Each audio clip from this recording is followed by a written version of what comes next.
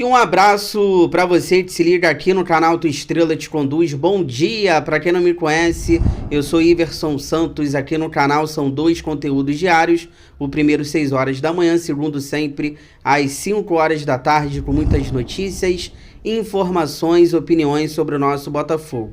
Hoje é segunda-feira, dia 21 de outubro, estamos iniciando mais uma semana, que possa ser uma semana abençoada para todos nós, você, sua família, a gente consiga realizar todos os nossos sonhos.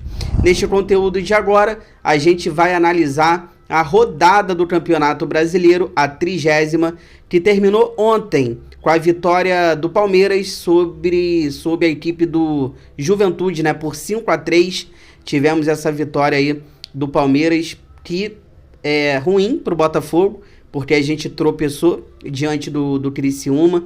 Enfim, vamos analisar a rodada, vamos trazer também a tabela e os próximos jogos, tá bom? Os jogos da 31ª rodada. Enfim, Campeonato Brasileiro que tá nessa reta final. E eu acho que o Botafogo não pode mais tropeçar. Eu acho que diante do Criciúma no Maracanã, para mim, tem que ter sido o último tropeço do Botafogo, principalmente diante desses adversários aí que estão lá embaixo, brigando contra o rebaixamento. Eu sei que são jogos difíceis, mas eu acho que o Botafogo não pode mais tropeçar daqui para frente, tá bom? Porque o Palmeiras agora só tá 1 ponto atrás do Botafogo na tabela. Peço para vocês, por gentileza, dá aquela moral aí. Pô, dá aquela moral. De graça, não custa nada. Inscreva-se no canal, deixe seu like. Ative o sino para você receber todas as notificações, não perder nada que acontece no Botafogo. Se puder, se quiser, vire membro. R$ 2,99 ao mês. Participa lá do nosso grupo do WhatsApp. Já tá aqui do lado? Pra gente não perder tempo e analisar essa rodada do Campeonato Brasileiro, a 30ª, que terminou ontem com a vitória do Palmeiras em cima do Juventude por 5-3, jogando fora de casa o Palmeiras. Uma rodada que começou boa para o Botafogo, porque o Fortaleza tropeçou em casa diante do Atlético Mineiro por 1-1, e depois o Flamengo perdeu para o Fluminense. Então foi uma rodada que começou muito boa para o Botafogo. Aí tivemos o nosso jogo na sexta-feira, tropeçamos diante do Criciúma, e ontem tivemos que ficar secando o Palmeiras. Que ponto nós chegamos, né? Ficar secando, porque a gente deixou de fazer a nossa parte, a gente teve que secar, e o Palmeiras acabou ganhando do Juventude. Então, esses aqui foram os resultados dessa 30ª rodada do Brasileirão. O São Paulo venceu o Vasco por 3-0. Tivemos Fortaleza e Galo 1-1. O Flamengo perdeu para o Fluminense por 2-0. Tivemos Corinthians 5-2 no Atlético Paranaense. O Atlético entrou na zona de rebaixamento. No centenário do Atlético Paranaense. Está complicado, é muito ruim o time do Atlético Paranaense. Eu diria até que é forte candidato realmente a esse rebaixamento. O Atlético Goianiense empatou com o Cuiabá 0-0, 2 equipes ali de dentro da zona de rebaixamento. Botafogo 1, Criciúma também 1 no Maracanã. Cruzeiro empatou com o Bahia 1-1. Vitória venceu o Bragantino por 1-0 em casa. O Red Bull Bragantino é o próximo adversário do Botafogo sábado. Daqui a pouco a gente vai falar sobre isso. Internacional ganhou o Grêmio por 1-0 no Beira-Rio, e tivemos aí o Juventude perdendo em casa para o Palmeiras por 5-3. Já está aqui do lado a tabela. O Botafogo é o líder ainda. Na segunda parte do vídeo, aí eu vou dar minha opinião, tá? Falar com calma o que eu achei dessa rodada.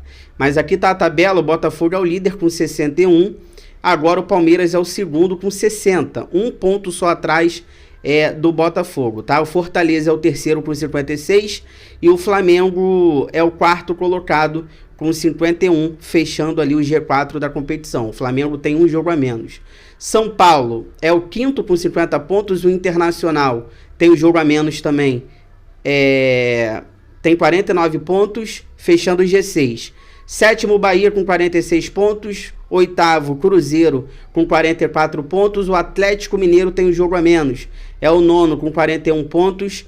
E o Vasco que também tem um jogo a menos, tem 37 pontos na 10ª colocação. 11º, Criciúma, com 36 pontos, depois desse empate por 1-1 com o Botafogo. Tivemos também ali o Grêmio perdendo o jogo, agora é o 12º, com 35 pontos. E o 13º é o Bragantino, próximo adversário do Botafogo, 34 pontos. O Bragantino é o 13º colocado, ainda briga ali contra o rebaixamento também, porque ali embaixo está muito embolado. 14º, Juventude com 34 pontos. 15º, Fluminense saiu da zona com a vitória em cima do Flamengo. O Fluminense tem 33 pontos, tem um jogo a menos. 16º, Vitória também saiu da zona com a vitória em cima do Bragantino. Vitória tem 32 pontos. E dentro da zona de rebaixamento, Corinthians, 17º, com 32 pontos. Temos ali o Atlético Paranaense, 18º, com 2 jogos a menos, o Atlético Paranaense, tá? Com 31 pontos. 19º, Cuiabá, com um jogo a menos, 27 pontos. E na lanterna, já praticamente rebaixado, Atlético Goianiense, com 22 pontos. E já está aqui do lado os jogos da próxima rodada, 31ª, que vai acontecer os jogos ali no sábado e na segunda-feira, tá bom? Os jogos de sábado, 4h30 da tarde, Grêmio e Atlético Goianiense na casa do Grêmio. Temos o jogo do Palmeiras contra o Fortaleza em São Paulo. A gente vai ter que torcer para o Fortaleza nesse jogo contra o Palmeiras em São Paulo. Acho difícil. Eu achava que o Palmeiras fosse tropeçar ontem contra o Juventude. Acabou ganhando. Numa situação ali muito... Mas na segunda parte do vídeo eu falo melhor sobre a situação do Nenê, de tudo que aconteceu, do imbróglio da CBF. Enfim, Palmeiras e Fortaleza, a CBF fazendo de tudo para ajudar o Palmeiras. Temos também 4h30 sábado, Vitória e Fluminense, jogo ali da briga lá embaixo na tabela, da zona de rebaixamento. 6h30 da noite, Atlético Paranaense e Cruzeiro, Atlético na zona de rebaixamento. 7 horas da noite, Atlético Mineiro e Internacional. O Internacional firme na briga pela Libertadores. O Galo focado agora na Copa do Brasil, na Libertadores, o Galo fazendo uma campanha razoável no Campeonato Brasileiro. 7 da noite temos também Flamengo e Juventude. E 7 da noite também, sábado, temos o jogo do Botafogo contra o Bragantino fora de casa. E 9 horas da noite, Criciúma e São Paulo. E na segunda-feira temos 7 da noite, Cuiabá e Corinthians, jogo dos desesperados. E Vasco e Bahia, segunda-feira, 9 horas da noite. Fica aí que eu já volto pra gente finalizar. Aí eu vou destrinchar com calma o que eu achei dessa rodada. Falar desse problema também no jogo de ontem do Palmeiras. O Nenê não pôde estar em campo. Ninguém sabe o porquê. A CBF não deixou o Nenê jogar. A CBF fazendo de tudo para ajudar o Palmeiras. Falar um pouquinho do Glorioso. Fica aí, já volto.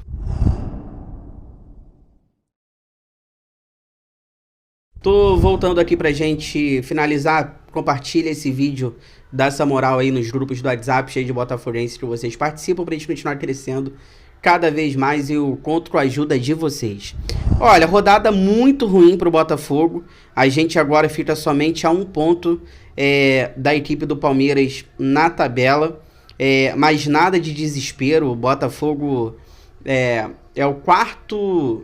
a quarta melhor campanha nesse segundo turno. O Botafogo tá há mais de 2 meses sem perder um jogo. Se a gente pegar a rodada anterior, o Botafogo ganhou, né, o último jogo contra o Atlético Paranaense e o Palmeiras empatou com o Bragantino.